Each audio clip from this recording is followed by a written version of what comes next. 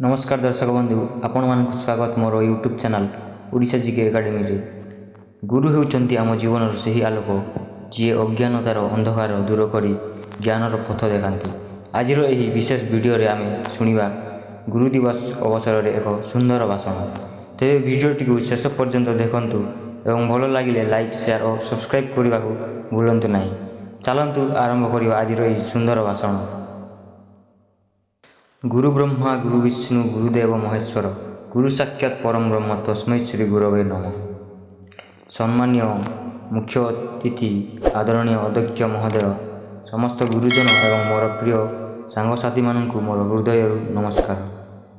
आज आम एठारे एक अत्यंत पवित्र और गौरवमय दिवस पालन करने एकत्रित होइछु। यही दिनटी होछि गुरु दिवस। प्रतिवर्ष सेप्टेम्बर 5 तारिख रे भारत में गुरु दिवस पालन करा जाए।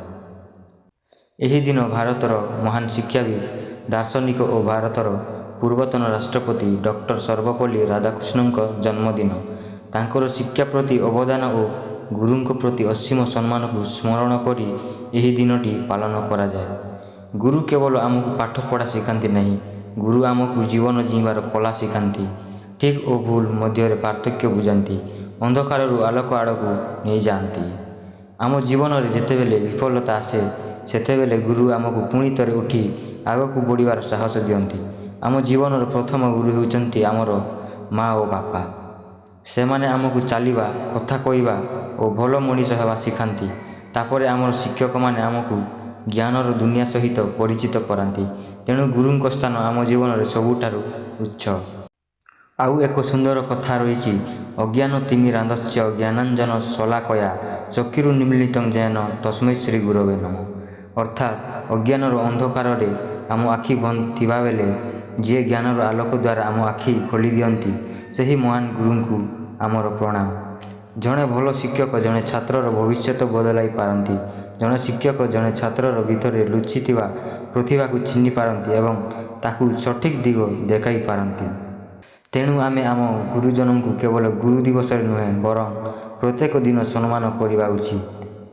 गुरु आमको केवल पुस्तकर ज्ञान दियंती नहीं, सेमाने आमको सत्यवादी हेबा, श्रृंखलित हेबा, अन्य को सम्मान करवा, देश को भल पाइबा एवं मानविकतार सहित जीवन बिताइबा शिखाती। आजिर एही पवित्र दिन में आम समस्ते आम गुरुजन प्रति कृतज्ञता प्रकाश करिबा। आमे प्रतिज्ञा करिबा जे गुरु माने आमको जो शिक्षा देइचंती ताहाकू आम जीवन में प्रयोग करिबा। भल मनीष हेबा एवं देशर जड़े दायित्ववान नागरिक हेबा पई चेष्टा करिबा। शेष में मु मोर समस्त गुरुजन को हृदय प्रणाम जणाई कहवाकू चाहे, गुरु होउचंती ज्ञानर दीप, गुरु होउचंती सफलतार पथ प्रदर्शक, गुरु होउचंती आम जीवनर प्रेरणा। आम समस्त गुरुजन को गुरु दिवस अनेक अनेक शुभेच्छा। एतिकी कही मु मोर वक्तव्य को शेष करुच्ची। धन्यवाद। जय हिंद, जय ओडिशा।